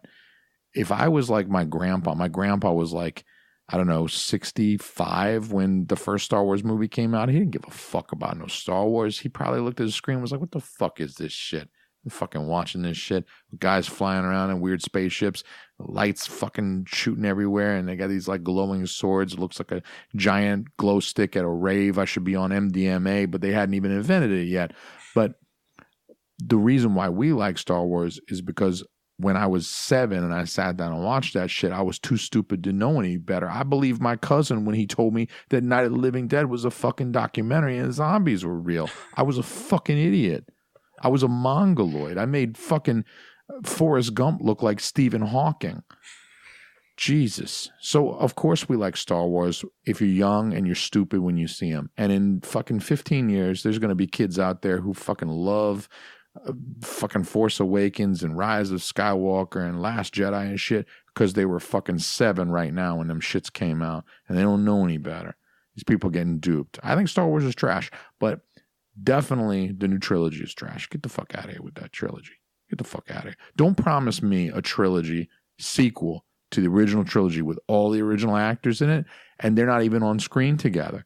They're on screen for 5 minutes each, all by themselves. We're going to whack them out, and then you got to pay attention to these other characters, which admittedly I enjoy. The Rey, mostly Poe. Poe is my favorite, especially in the first movie because he's just a sassy little bitch. But I would appreciate the new characters a lot more if they hadn't dangled the old characters in front of me like a carrot. Like, yeah, I want to see more fucking Luke shit. I want to see Luke fuck some motherfuckers up, not drink blue milk and dribble it down his chin. That's fucking disgusting. I swear to Christ, anybody dribbles milk down their fucking mouth, it's the grossest thing I've ever seen in my life. Don't dribble milk down your fucking mouth. You're not Terry Schiavo. Fucking swallow your goddamn milk, or don't take that big of a sip. Don't get it down your face. That's disgusting. You're a grown adult male. You're not a fucking infant. Okay, my fucking infant daughter doesn't dribble milk down her mouth that bad. And I'm right there with the little rag to wipe it up, too. I keep her shit clean. You know why? Dribbling milk down your mouth is disgusting. Especially if it's weird green milk. That's fucking gross. That's just one of many reasons why Star Wars is trash. They fuck with me, man. I mean, you're going to bring back Han, Leia, and Luke, and you're not even going to have them on fucking screen at the same time? What the fuck? You got to kill off Han before you can see the 3 principal characters from the original trilogy actually reunite and do something together on screen? They're expository characters only. It's garbage. It's ridiculous. I'm still going to go see Rise of Skywalker, but I'm not going to enjoy it, and I'm going to be mad about it the whole time. I'm going to see it begrudgingly, and they're going to let me down. I know it. Might as well call them Dad because they're going to let me down.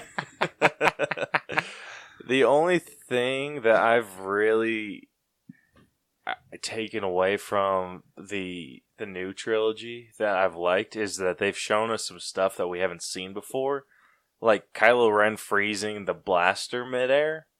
That was pretty cool. That was awesome. And then the rest of the movie was just like failed in comparison. And then with Last Kylo Jedi, Ren turned out to be a little bitch. Yeah, and then in Last Jedi, the lady going light speed into the freaking ship. That was awesome. See, I thought that was freaking dumb. I hate what? that. Yeah, how come nobody ever thought of that before? How come we got to wait till the fucking 8th movie before somebody's like, oh, hey, why don't we fucking hit the warp drive thing, but like, let's point at them and we can blow them up. I mean, they could have taken out the first Death Star that way, right? Just fucking get one dude to do a fucking kamikaze shit in a big enough ship. You don't have to fucking pilot all of these X-Wings and send all these guys to their death in the fucking trench and then have Luke use the fucking Force to put that one little fucking missile in through the fucking hole. I don't know. You could have fucking flown one guy at light speed into the fucking Death Star and he would have punched a hole right through that motherfucker. As long as the ship was massive enough, he would have dealt irreparable damage to the Death Star. Then you wouldn't have to fucking lose all those guys. But they bust this out in the 8th movie like, oh, this is the first time we fucking thought about this. Only these movies span the course of like, I don't know, 70 years from episode 1 all the way to episode 8 or whatever it was. How come in 80 years, I'm the only motherfucker who ever thought, hey, let's do the light speed thing, but let's just point at those guys and then we die, but they also die and you guys all get away. I'm the first fucking guy to think about that in 80 fucking years. That's stupid too.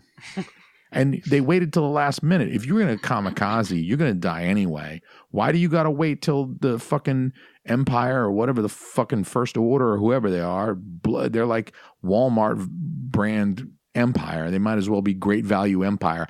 They're blowing up all your ships while you're sitting there watching all your guys die before you decide to kamikaze these motherfuckers. You should have kamikaze these motherfuckers an hour and a half earlier in the fucking movie, and you wouldn't have lost fucking half your people or 80% of your people or whatever. There's like 5 rebels left because you just fucking sat there holding your nuts until you decided to kamikaze this shit. Kamikaze this shit earlier. Get the fuck out of here with that shit. It's fucking loser shit. I can't even believe fucking Lawrence Kasdan had anything to do with this shit. It's garbage. Fucking Ryan Johnson ass shit. Fucking Star Wars garbage shit. I'm going to go watch Big Trouble in Little China after this. It's going to cheer me up. I'm going to Google Blake Lively's ass. That's going to cheer me up. I'm going to Google what Ryan Reynolds' fingers smell like. That's going to cheer me up. Oh. All right. So out of these 4 movies that we talked about, how would you order them from which ones you want to watch most to least? Who are we starting with? You want to start, Rose? Sure. So number 1, of course, Ghostbusters Afterlife. Shit, I totally forgot the movies. Okay, wait, sorry. 2, I'm gonna have to give it to The Rise of Skywalker. Really? Yeah. Then Wonder Woman 84. What? And then Free Guy? Free Guy. Are you shitting? You know how I know you're gay? Do what? Do you know how I know you're gay? Because I put Rise of Skywalker at number 2. Wonder Woman's way too low on that list, dog. What should it be? I'm gonna put Wonder Woman second. Personally, I'm gonna put Free Guy first. Right? I'm gonna put Free Guy first because I know nothing about the movie. It doesn't seem to be a remake of anything, although it does feel like it might be a little derivative of some other films like Tron and Wreck-It Ralph and Jumanji, the remake, and a few other like video game come to life shits. But that's what's popular right now. But anyway, Ryan Reynolds is talented, and I'm going into the movie with very, very little expectation. So it's going to be very difficult for them to actually disappoint me. It's only up from there. And then second, a close second is Wonder Woman because that ass. That ass. If nothing else, it's just like you get to watch that for 2 hours. Plus, it's set in the 1980s. I'm kind of excited about that. That could be really cool and well done. I trust Patty Jenkins. I think Wonder Woman 2 is going to be pretty good. I like it. Wow, this is a toss-up because the other 2 are remakes. So, like, Ghostbusters Afterlife. I don't know. Maybe it'll be good. Maybe it won't. It's going to be a retread either way. You're really, you're rolling the dice on that one. Although I gotta put it above Rise of Skywalker because Rise of Skywalker has the word rise in the title, which, as I mentioned, is a big no-no in my book. So I'm going to bump that one down because of that, as well as Star Wars is trash. Dunkin' Donuts is garbage. I put Star Wars below Dunkin' Donuts in terms of just corporatized, mass-produced, soulless garbage. So I'm going to put Rise of Skywalker fourth. I'm actually with you. That's my order too. Thank you. Free Guy number 1, Wonder Woman. Put Ghostbusters third, Caleb? I'm not as into Ghostbusters as you. Kicking your ass I after make a we compelling finish. argument. Yeah. You do, and but then Rise of Skywalker because I'm not super into Star Wars either. Like the only reason we're going to go see it And I opening bought weekend your is because you ticket. bought the ticket. you asshole. No, I'm selling your ticket now. Yeah, but Free Guy looks super funny.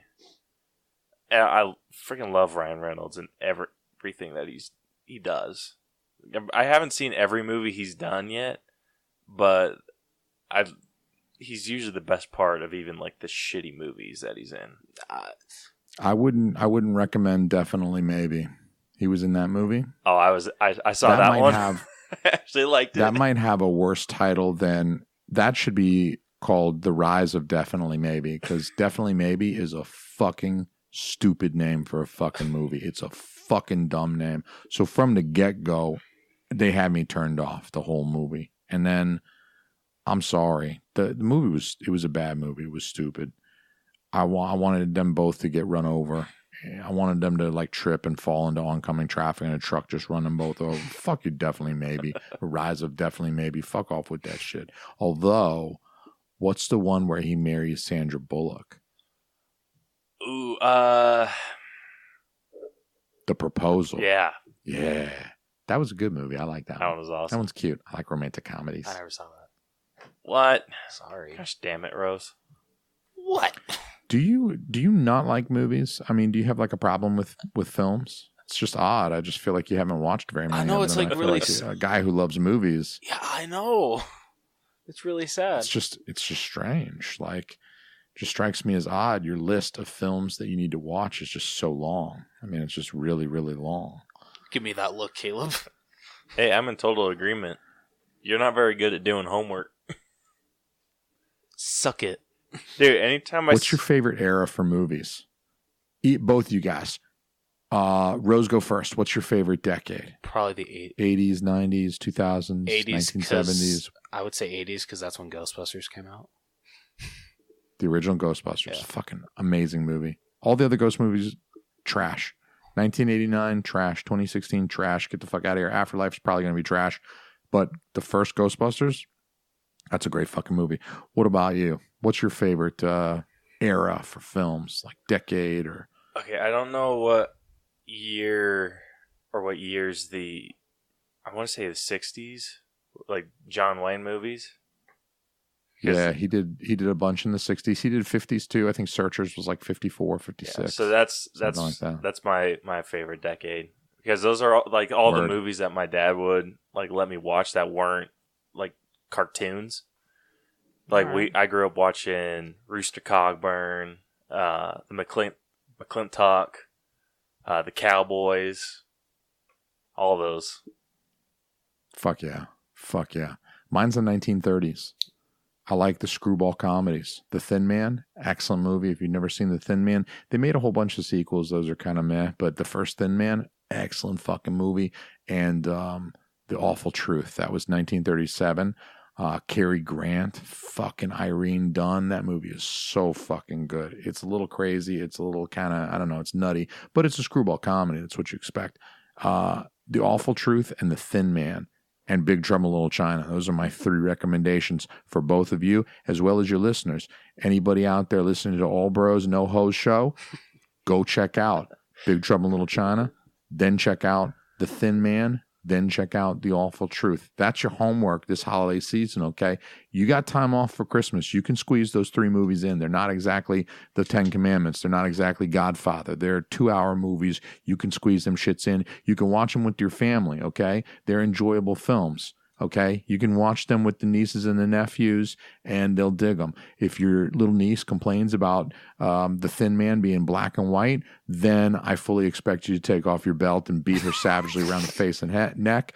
But you can watch these movies with your family. You can enjoy them with your family. I highly recommend you do that. So what was the other one after Thin Man?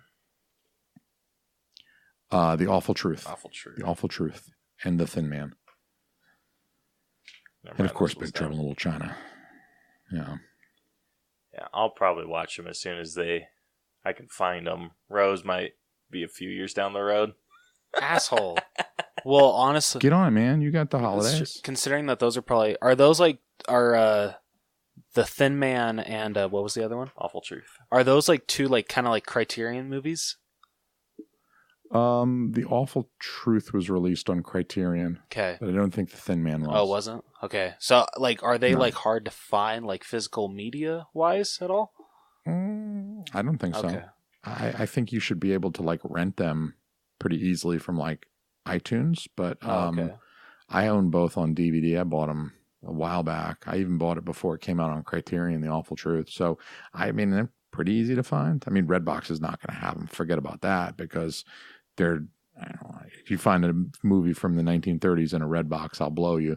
But, you know, you might have to go somewhere to like try and pick up a copy or whatever. I would say probably your best bet is like rent it off iTunes, maybe. Okay.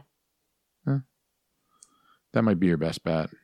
Or like YouTube. You can probably rent them on YouTube. I don't know. I'm sure they'll enter the public domain soon. Caleb actually has to spend money on movies? What? I know, it's crazy. Yeah, They're we'll good see. movies, though. They're definitely worth it. They're definitely worth it. Cary Grant is my dog. I fucking love Cary Grant. Caleb, I hate to tell you, when you buy a Criterion movie, it doesn't come with a digital copy. Lame. I know. I'm so sorry. That's some bullshit. Cheap ass. All right. Well, with that, I say we move on to the main event of the evening, where we are going to be breaking down the movie industry. Time for the main event. It's main event time. Let's play a game. I'm going to have a lot to contribute here. I'd like to hear. So we just like Wikipedia'd a lot of this stuff. Okay. So we were just curious with like how money works in the movie industry and like just where it goes, how it's made and whatever. I didn't post a question of the week. Bastard. I'm just kidding. Whatever, you could have. I couldn't think of one. Well, that's the issue I had too. So some of the questions that we asked and just kind of we're trying to figure out is just where studios get their money from, just for the bigger budget films. What decides the budget, like the size of the budget for a movie? Then we were wondering like just what the marketing budget was, like how they profit, who gets paid what, like how much the directors get paid versus the directors versus like just other set people, and then just how theaters make money and the studios make money. So it's just like all of those, trying to figure out how that side of the coin works. Those goddamn theaters make money off the concessions, man. True. Fucking $8 Diet Coke. Get the fuck out of here. $12 for fucking popcorn. Fuck off. Yeah, it's They bullshit. can kind of blame the studios, though, for asking for so much in return. That's true. The studio takes a big chunk of the ticket. They don't split that very well. So that $15 ticket that I pay to get into this fucking matinee, I mean, they charge $15 for a goddamn matinee near me. It's bullshit. Damn. Ooh. You go at night, you go to see RPX at night, and it's like $20 per person. Like, fuck that. Like, I might just wait till they put the fucking 4K Steelbook out, and I'll just buy the shit and save $5. But then, you know, most of that goes to the distributor, the motion picture. So the theater doesn't get much of the ticket sales. So of course they try to profit off the concessions as much as they can, which is why we got $8 Diet Coke. I could go to McDonald's and get twice the size Diet Coke for $1. They charge $1. Why is it $1 at McDonald's for a fucking gallon of Diet Coke? But if I go to the movie theater, I get 12 ounces and it's full of ice and it's like $7.75. What the fuck? Why is it $1 at McDonald's? Makes no sense. yeah, for sure. Speaking of McDonald's, they literally have the best Dr. Pepper I've ever tasted. I don't know what it is. It's different, but they have the best Dr. Pepper I've ever tasted. Yeah, they do. I want to do that as like an experiment. Just get a ton of different types of Dr. Pepper, like one in a can, one in like a bottle, the one from like McDonald's, and see if you can actually like tell the difference. Can's always the worst. The can's always the worst. I've noticed that. It's always the worst. See, with Diet Coke, I like the can the best. The can is the best. I love the can. That's my shit. Drink one of these while watching Big Trouble in Little China. Doesn't get better than that. That's the best. Yeah, we'll have to test that out. Yeah. See if you can tell the difference. Because I know Brielle can tell the difference between like McDonald's Coke versus like bottled Coke. And Oh then, yeah, like, I can too. Oh. Oh, their Coke. Ooh, gosh, McDonald's just kills it with soda. Just saying. Mm-hmm. Goddamn right. That's why they're making us all fat. That's true. Okay, so for the first question in our breakdown. It was just kind of where studios get the money from. So did you look that up? So I'm still kind of like lost on this one because I know like some directors will just like independently budget their movies or just like put their own money into it. And like say like someone makes like the first movie and then it gets a sequel, like of course the studio is going to invest in the sequel because the first one made a shit ton of money. But I still couldn't find anything on like what made I'm trying to think of like a movie that like came out that was like a first big hit. Like Star Wars. Let's go with the original Star Wars since we're talking about that a lot on this episode. I want to know like how George Lucas got the funding for A New Hope. You know, like it makes sense that he got the funding for The Empire Strikes Back, but he had to go to 20th Century Fox, right? I think 20th Century Fox bankrolled the original trilogy. They did. And he had to pitch that shit. He had to be like, hey, I got an idea for a movie. He came hot off American Graffiti. Like a lot of times, like a director can make like a cheap movie. Yeah, he came hot off American Graffiti. American Graffiti did pretty well because it didn't cost a lot, and so it made good money back. So a lot of the different production companies were interested in hiring George Lucas to make another film. In this specific instance, I mean, I just happen to know the story. So there was already some interest in getting George Lucas to make a film for you if you were a movie studio. So he just happened to be pitching Star Wars, and 20th Century Fox they bought it. I mean, they went for it. I mean, I guess the pitch worked out okay. And you got to go and you got to like pitch the shit to executives, right? Like, I think all of the studios, the production studios, they have a bankroll. They have like a production budget, the same way any company has a production budget. I mean, if your company makes plywood, you know, you have to buy the fucking lumber and then you have to pay the people. So, you know, you have a budget. You have some money so that you can cut a check to the people who make the plywood. It's the same thing with the studios. They know I got to cut a check for this movie and what's it going to cost. And George Lucas wants $100 million, but fuck that. It's 1977. We don't have $100 million. So maybe we'll give you $30 million to make this movie. And there you go. And then you have to kind of divvy it up. You got to decide how much you're going to take and how much you're going to pay the actors and shit like that. So I think the studios, the bigger studios, if you're going to get them to finance a film, they have a little bit of money.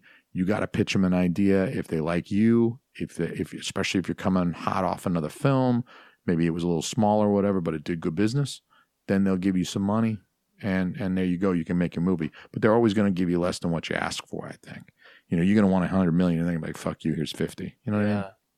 Because they're trying to save a buck too, maximize the profits. So kind of going off like what you said with American Graffiti, Caleb, have you like seen how much that movie made? I have not. So I can't remember, like it was only made, I think like the budget was like only in the thousands.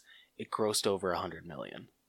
Oh shit. Yeah. Yeah. So these small movies, it's like Paranormal Activity is another more recent example of a film. It didn't have any actors in it that you never heard of. You don't have to pay Tom Cruise. You don't have to pay insurance on Tom Cruise because he's going to be climbing the side of a fucking building. So you don't have to worry about any of that because you hire no names. You're a no name. You're making the movie for $20,000 or $50,000 or whatever. It's like if the movie makes $10 million, that's tiny. I mean, that's not even opening weekend for something like Frozen. But for a guy who makes $100,000 film, when it makes $10 million, you just made like 100 times your cost. So it's like, something like American Graffiti is that's a great bet for that reason. Because it's not going to cost anything to make. I mean, Harrison Ford was in American Graffiti, but he was a nobody at that time. They didn't have to pay Harrison Ford millions of dollars. He was nobody. So you get everybody on the cheap. It doesn't cost a lot to make because it's not a movie about flying spaceships and shit like that and laser beams. It's pretty down to earth, and you're not having to construct large sets to be like a canteen on Tatooine. You're filming it out in the streets and shit because that's where it's set. Yeah, you got to dress everybody up like it's 1950s, but that's comparatively very inexpensive to put people in 1950s replica garb and to rent all the 1950s cars so that you can line up the streets and shit like that. It's a good way to go. Yeah, so yeah, I always thought that it was like more investors. So it's people that, money ends up coming from investors, but it's the money goes to the studios, and then the studios are like, yeah, this seems like a good investment, and then puts that money. If you're operating in the studio system, like a lot of independent films they're made independently, so you might have a filmmaker who finances it himself, or he gets investors, or he begs friends and family, or some combination thereof. Like early Coen Brothers films, I think, what was it? It's like, what was the name of it? It's like Blood Simple was their first film, and they financed it that way. They begged friends and family for the money. Friends and family put up the money to pay for the production, and then you try to catch a distributor, and that's why you have things like Sundance, where you enter your film and you try to get eyes on it, because then a distributor might pick it up and they would take on the relatively higher cost of making several prints, sometimes thousands of prints. If it's going to get a wide theatrical run, you got to make thousands of prints of this film. You got to make sure they get to all of the different theaters and that appropriate marketing and stuff. You could sink millions of dollars into that, even on a small film. An inexpensive film like Paranormal Activity or American Graffiti, you could sink a lot of money into marketing, because the commercial costs, whether it's a Star Wars movie or American Graffiti. So, a lot of these films might be financed that way if it's an independent film. If you're going the studio route, then it's just, the studio has money. Like Sony, they make movies, right? Okay, so they have like a shit ton of money. They have like a big production budget, and they probably don't have independent. They have like an executive board that's part of the corporate structure. They don't have independent investors. But if you're making an indie film like Kevin Smith or something like that, then you might have independent investors that would say, okay, I got $100K. I'll put it up on this movie because I'm likely to get $1 million back. So I get 10 times my investment back. It's better than putting it into like a mutual fund or something like that. Because if you're a rich guy, you just want your money to make money. So if you could get 8% by putting it in a mutual fund, then you'll do that. But if you could get 100% or 1,000% by making a movie, then you'll do that. So it's kind of a gamble, but that's how some of these guys fund their independent films. But if you want to do like a $200 million movie, you want to do Avatar, or you want to do any of these MCU movies, they're very costly. You're not going to find investors that want to put up $300 million for a film. So the only way those big movies get made is through the studio system, where they either have a tremendous amount of cash on hand or they've got some credit, and so you build it on credit. Yeah. So that answers one of like my biggest questions. Is just where the hell do they get this money from? Yeah, answered mine too. The other one was what decides the budget size for the movie? And is this one that you found? I think I found it. Gentlemen, hang on one second. I hear my daughter. Okay. Yeah. So I think she's starting to wake up or something. In fact, do you guys feel all right wrapping this one without me? We can. I hate to bail, but I hear her. No, you're fine. No, you're good. Okay. Yeah. Okay. Hey, I love you boys. It was. You can send us a little thing of like promoting your stuff if you want. I'll send you a promo. Okay. Anybody wants to check me out, hit me at teamalme.com. All the links are there. You can check out Shit Happens When You Party Naked. I love talking to you guys. It's midnight and I hear my daughter, so no, you're fine. I gotta do the dad thing. Unfortunately, no, you're fine, man. Yeah, you're good. Hope she's okay. Oh, all right. All right, so our guest Jason had to step out of the space for a little bit to take care of his daughter. So we're going to just finish up this episode, just the two of us. We'll pitch his social media stuff at the end of this. So the other question we had was what decided the budget size for a movie? And I think with Jason's explanation of like where the studios get the money from, that also kind of answered that question. So this is like a matter of like he gets, or the director or whoever's wanting to make this movie pitches the idea for the movie, and they just kind of talk it out with the studio on how much. So like say it's like a Superman movie. They're like, oh, okay, you know, like how much do you think you'll need? Like, oh, I'll need like say 200 million. Well, we don't think that you would actually need that much. Let's talk it down. What do you say, 150 million? Okay, I can pull that off, and that kind of shit. Yeah. So that answers that question. Another question that we had was about the marketing budget for movies.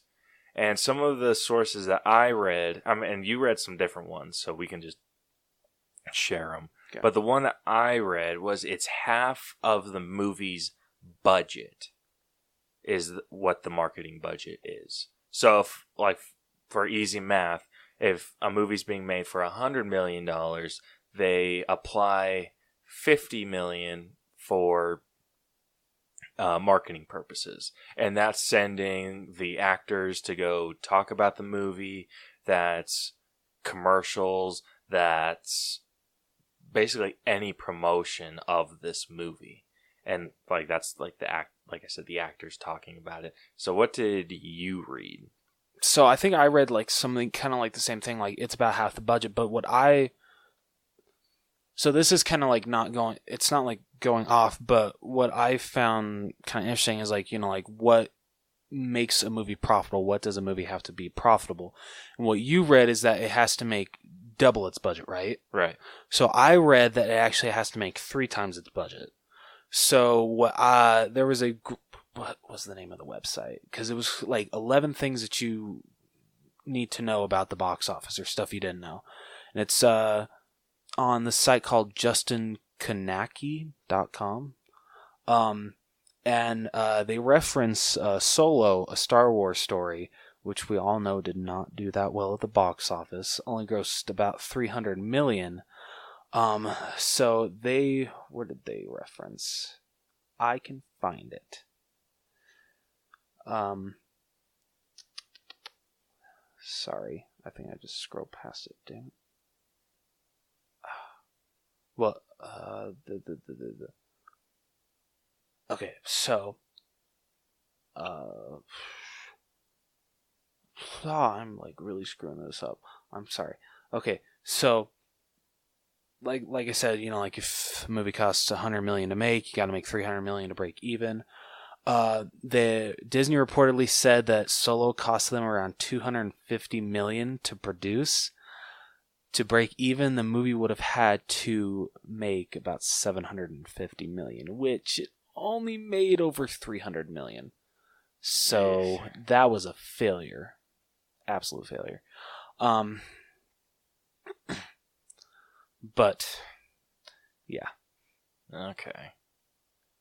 So I kind of like strayed away from your question. I apologize about that. I did not mean to do that. No, you're good. So like, yeah, both of our research showed that the marketing budget is about half of what the total movie's budget is. Yeah. Because that's just, they want to make sure they get enough eyes to go see that. Yeah, and kind of going off what you were saying, and sometimes that actually can change. Well, studios will make that change, because what I was reading is like sometimes they'll say like, oh, here was the budget for a movie and here was the marketing. They'll say like, oh, it was like $100 million more than they said it was, so they like that like can push it way over budget. So like one reference that they made was how the Lord of the Rings trilogy was made for about like $300 million, or what was it? Like I can't remember how much it was made, but it was like made for like $3 million, or no, yeah, no, like I'm screwing this up really badly. I'm sorry. It was made in the millions. Like all three were made like for like around $3 million. But altogether, they grossed about $3 billion. But Warner Brothers is still saying that they didn't even break even because they're over exaggerating how much the budget was for the movie, so they don't have to pay the actors, the director, anyone more money than they have to. Anyone that has a deal that's based off of profit. Yes. That's horseshit. It's so scandalous, but that's Hollywood for you. That is absolute horseshit. So I'm going to be... the other question that I had was how, or like who gets paid what for a movie. And I'm talking about like the directors, the actors, like basically anyone who works on a movie. Like, what did they get paid? And like, where does their money come from? And so we found this website, and these are all it's money.com, but they're all getting their numbers from the Hollywood Reporter. So take this as you will. This is like the best breakdown that I've been able to find.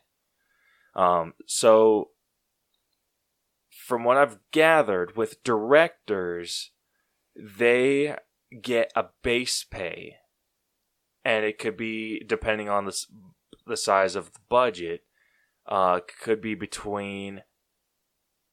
Oh, where's directors on this list? Directors. So a director overseeing their first big budget film will make about $500,000. But if you direct a big time hit, your earnings can soar. Patty Jenkins was paid $1 million for Wonder Woman. After it proved to be the second biggest movie of 2017, she agreed to direct the sequel for $8 million to $9 million. So your numbers just kind of jump.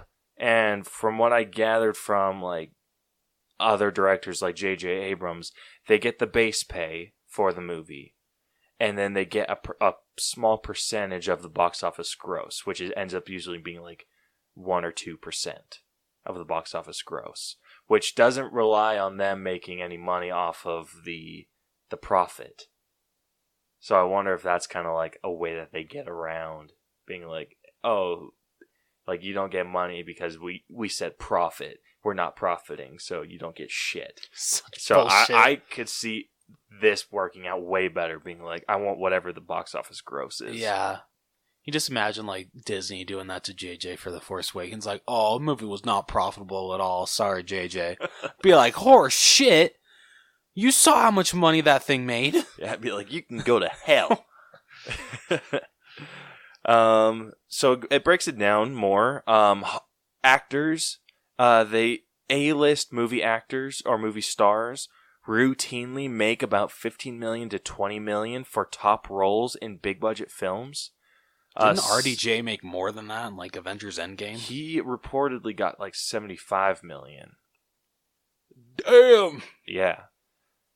For secondary lead actors in a movie such as The Force Awakens, so this is probably like Finn or Poe. Yeah. They estimate an earning of 1.5 to 4.5 million. I mean, which is nothing to freaking like complain about. No, But lesser known actors like Gal Gadot in Wonder Woman and Henry Cavill, because they were basically nobodies. Yeah, I mean, Gal Gadot's been in a few things here and there, but no one knew her by name. Yeah. And same with Henry Cavill. No one really knew who Henry Cavill was before Man of Steel and Gal Gadot and Wonder Woman. They apparently will only get around $150,000 to $300,000, even though they were in the starring role.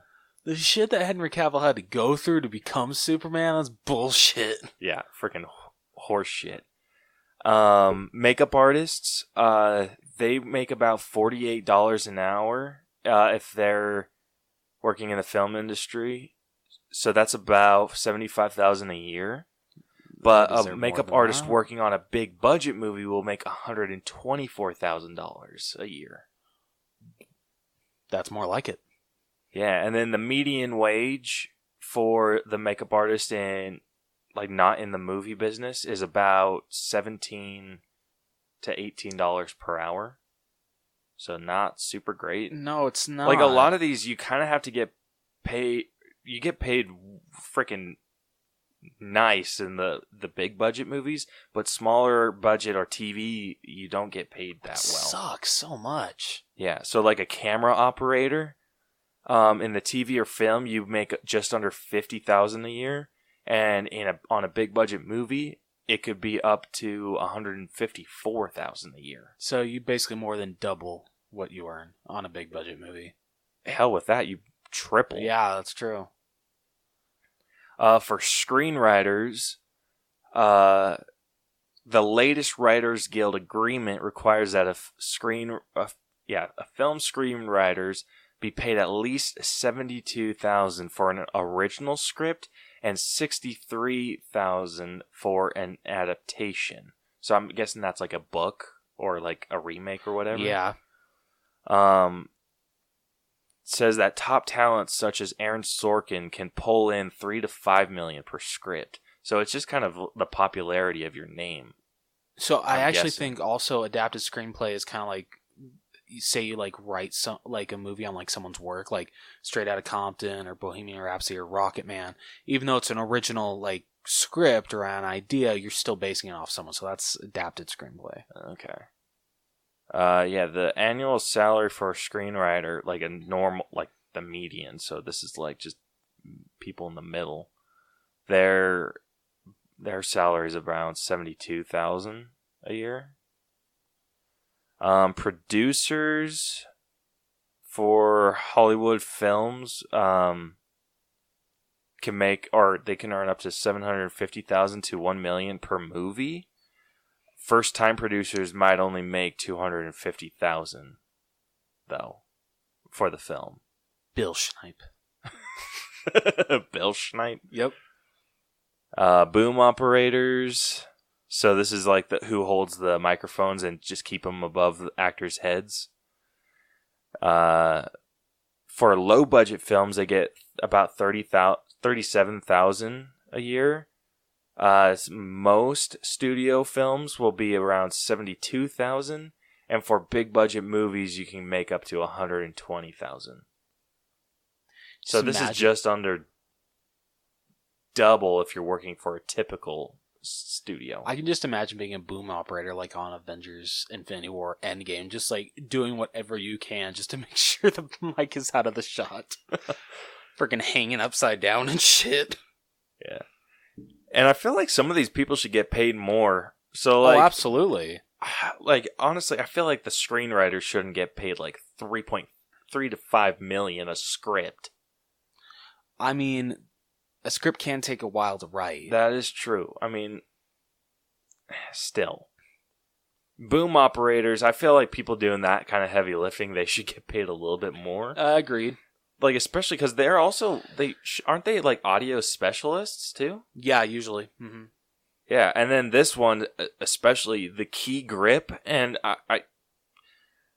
so we're not super savvy on all the lingo, but the job of a grip is to build and oversee all the equipment needed to support cameras, lighting, dollies, tripods, cranes, and such. And so they're in charge of all of that. And for a TV show, they can make $25 to $35 an hour. And this is like TV shows and low budget. And you can get paid up to almost $114,000 for big budget films. And I feel you should get a bigger cut. Because you're making sure people are safe. Yeah, you really are. Because I took, in the cinematography class that I took, like having to set up all the lights, make sure everything is safe. Just it's sometimes hard. And you definitely break a sweat. I bet. Yeah, so I think they definitely deserve more than that. Hell yeah. Absolutely. And that's not even including like stunt people, stunt coordinators, like choreographers. Like those people get I don't know paid about too. Cinematographers. How much those might? I think that would be the camera operator. That's a good point. Good point. Yeah. And then the last question that we're going to, we asked and are going to answer is the theaters versus studio. Yes. So we were able to figure out that theaters, they get paid to show a movie in their theaters. Mm-hmm. So theaters have a limited amount of screens. And so studios kind of have to pay for those screens to be used. And you could use them to fill screens or whatever. And so the studio gets a cut of the ticket sales. So, let's say there's $100,000 movie, and let's say total ticket sales comes up to 100. Or did I say 100,000? Yeah. Okay, let's say 100 million. And then total ticket sales turn out to be 100 million. Studios will only get 60% of the ticket sales. So even though the movie itself made $100 million in ticket sales, the studios only got 60 million of that. And then the theaters got 40 million of it. And then the percentages change around as the movie's in the theaters longer. And so that's kind of why the movies have to make double or even triple their budget to kind of break even. Yeah. Because we hear the total ticket sales. When Rose reads off the box office of the week, those are the ticket sales, the total ticket sales. We're not hearing what percentage the studio gets and what percentage the theaters get.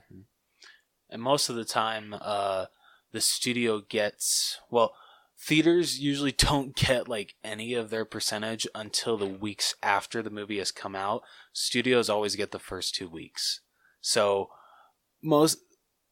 basically, like we pointed out earlier, movie theaters are banking on you buying concessions. That's what they want. That's what they're praying.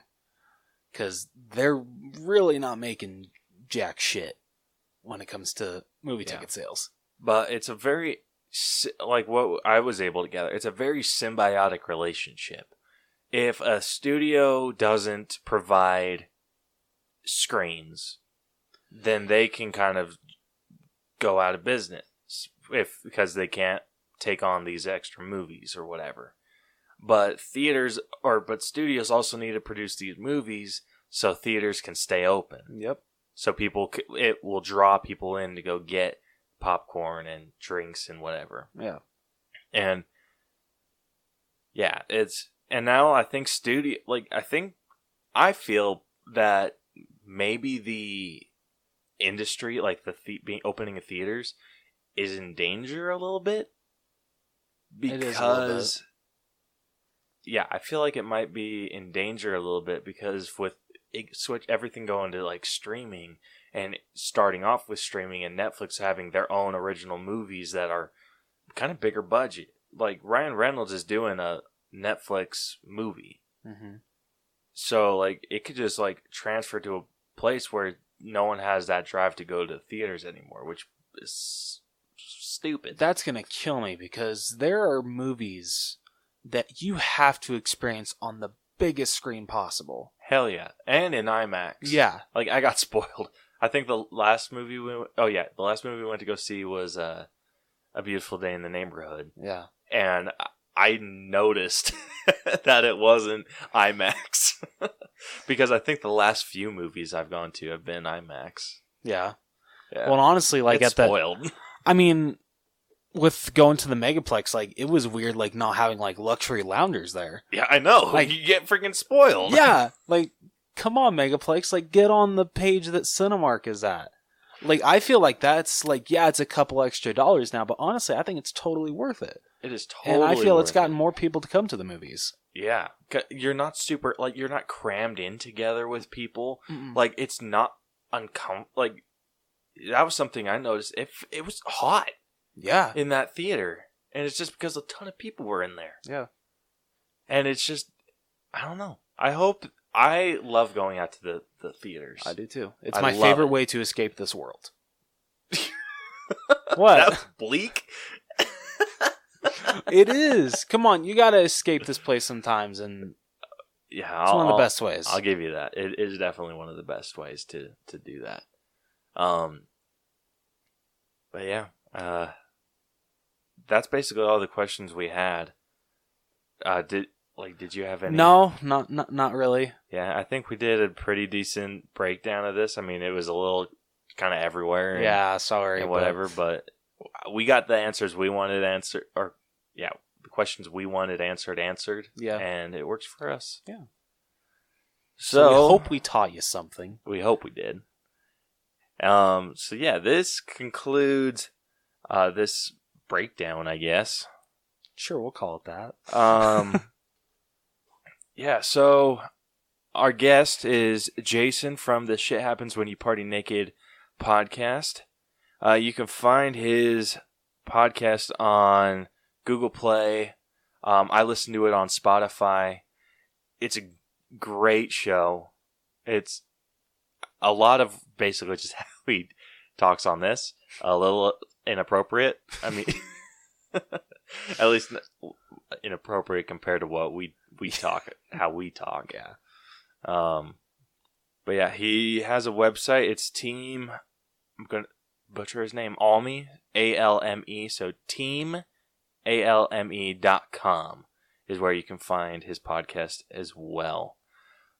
He is also on the Inner Circle Podcast Network.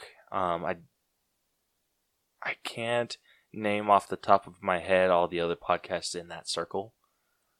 But yeah, they're all just kind of their own little network of people. Nice. It's a great show. Highly recommend. It's not family friendly, but it is.